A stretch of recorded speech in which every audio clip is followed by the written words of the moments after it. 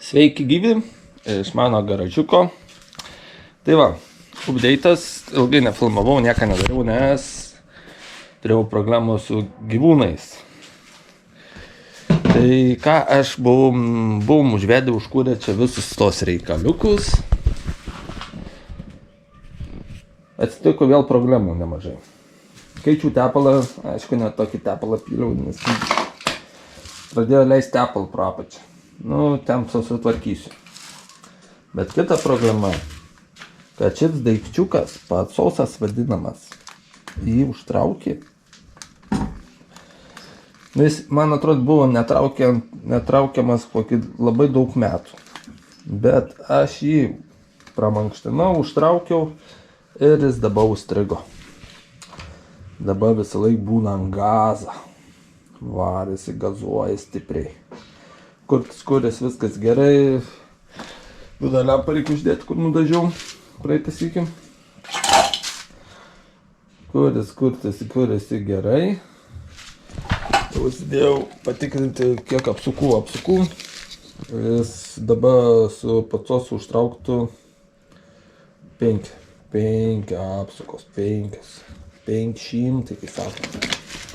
Aišku, surinkom ir šitą, buvom išlėkę, surinkau ir šitą dar rinkau, irgi buvom išlėkę, nieko nefilmavau. Nu, šiandien galvoju įsiardyti, prieiti prie karburatoriaus, viską įsipurkšti, įsitėti, pasižiūrėti, kur tas patsosas ten eina, nes jis ten kažkur eina, ir susitvarkyti. Ir tada lėksim. Bet nežinau, kaip čia bus. Pagal tikro dar turiu reikalų čia su tuo. Reikia ratus vasarinius pakeisti. Bet čia nejaučiu nekeisiu, nes šalta lauke. Ir ką čia dar reikia ją susitvarkyti. Tai va. Tai pirmiausia, varau susitvarkyti mašiną. O paskui šauksiu prie motociklo. Kai mašiną tvarkysiu, tai nefilmuosiu, bet kai tvarkysiu motociklą, pafilmuosiu. Čia kažką reikės padaryti, kai jie man čia laikytųsi. Nu tai va taip. Įsidėsiu sėdynę ir bandysiu pralėkti. Sėdynę paprastai užsipinam. Iš kurio pirkau tą motociklą už 150, tai jis vien sakė, už tą sėdynę sumokėjo pagaminimą 300 eurų. Vau! Tai pardavęs tą sėdynę, tai man atsipirktų tas motociklas ir dar į pliusą įeičiau. Gerai, bandau pralėkti. Pralėkiau, eina kaip bitutė, bet neuždėjau, blet, apsaugos.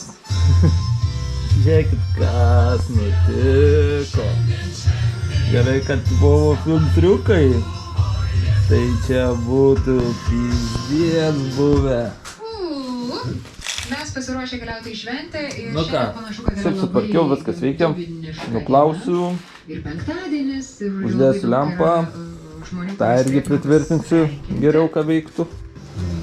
Ir ką, viskas.